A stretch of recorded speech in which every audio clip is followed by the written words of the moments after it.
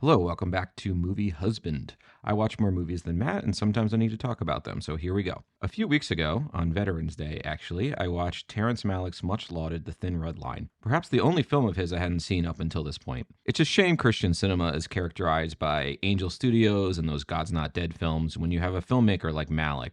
His devout spirituality matched only by his philosophical inquiry. It's like saying gay art is epitomized by Ryan Murphy. I guess I understand it though, as films made for a Christian audience are often pandering feel-good movies that seek to confirm existing dogmas. Dogmas that frankly many audience members will pay to be in an echo chamber of. Malick's spirituality is more inquisitive, more open-ended, and certainly more thought-provoking. It's rooted in concerns as deeply existential as it is metaphysical, but his films lean in a uniquely religious direction without exception, as if Scorsese continued sculpting films like Silence or The Last Temptation of Christ for an entire career. I'll never forget the final beach scene in The Tree of Life, where characters across generations meet, they hug, forgive, and ascend in perhaps the most universally touching example of providence and Christian forgiveness I've ever seen on film. The Thin Red Line is a noticeably darker film, one that doesn't seem to have a resolution in lightness and transcendence as much as Tree of Life. Its questions deepen throughout, but are ultimately unresolved, like an unanswered prayer. There's a sense of determinism in the narration, a fleeting feeling that we've been here before and perhaps we will find ourselves here again.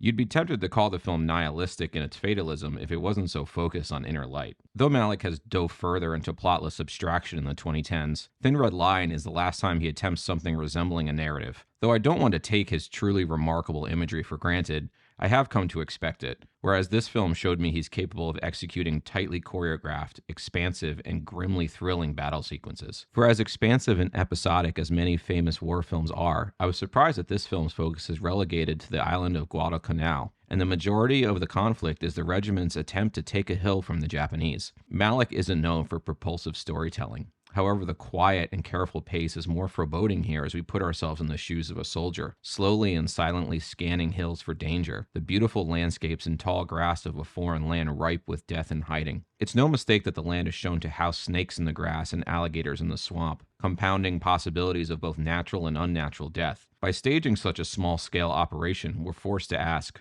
for what purpose? What was really achieved? Its anti-war messaging lies in its questioning rather than its answering, as though they appear opposite, they're one and the same. I'd never thought I'd mention Terrence Malick and the band Tool in the same sentence, but from above, does it seem like monkeys killing monkeys over pieces of land? As with almost all Malick features, an introspective individual is thrust into tragic and epic circumstances, yielding an interior monologue about darkness and light, good and evil, rotting ethics, and redemptive longing. This is a particularly potent and transcendental example, though, as Malick is at his best letting the imagery do the talking. The film imposes flashbacks for rushed but deep characterization, showing what characters have to lose at home. Lieutenant Tall, played by Nick Nolte, has an interior monologue that betrays his aggrieved demeanor. He's scornful about wasted potential, undermined strategies, and incompetent leadership, concerns he conceals in hopes of advancement. Private Pitt, the closest thing to a main character we have in the film, is first seen AWOL living among natives in the South Pacific.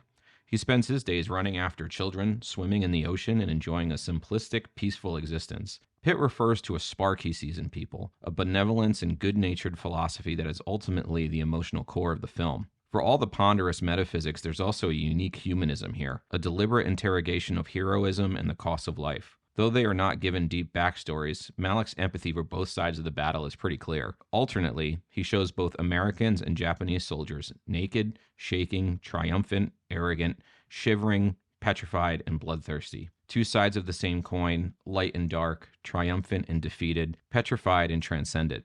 Its clear humanity and inhumanity is shared no matter which country you're from. Though he's never characterized himself as so, Malick is a clear transcendentalist, seemingly advocating for spiritual renewal through the natural world and equal weight with divine reverence, ideas often attributed to the likes of Henry David Thoreau or Ralph Waldo Emerson.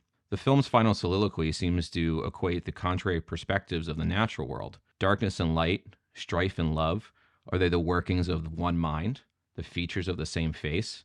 For as many snakes as we see, we also see colorful birds and majestic landscapes, seemingly two sides of the same coin. Separated by roughly an hour in the film, one character asks, "Who lit this flame in us?" referring to the spiritual light within every man, only for another character to ask later, "This great evil, where did it come from?"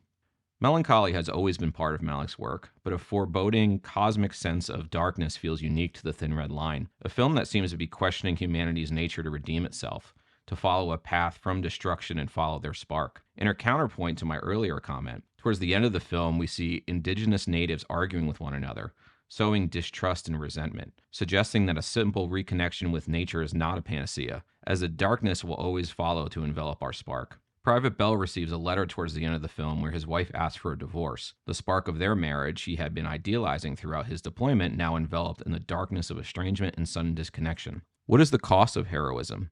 Is this even heroism? On the faces of our characters, we don't see the resolve of justice or the elation of victory. We see questioning despondence. Malick loves an enigmatic final shot. All his films end on a poetic image that's worth contemplation. Here it's a forgotten shell with a young plant sprouting up. A dark gray beach seems in desolation except for those bright green leaves, sturdy and reaching towards the heavens. How can such beautiful life prosper amongst such desolation? It's an easy answer when they're the workings of one mind and the features of the same face.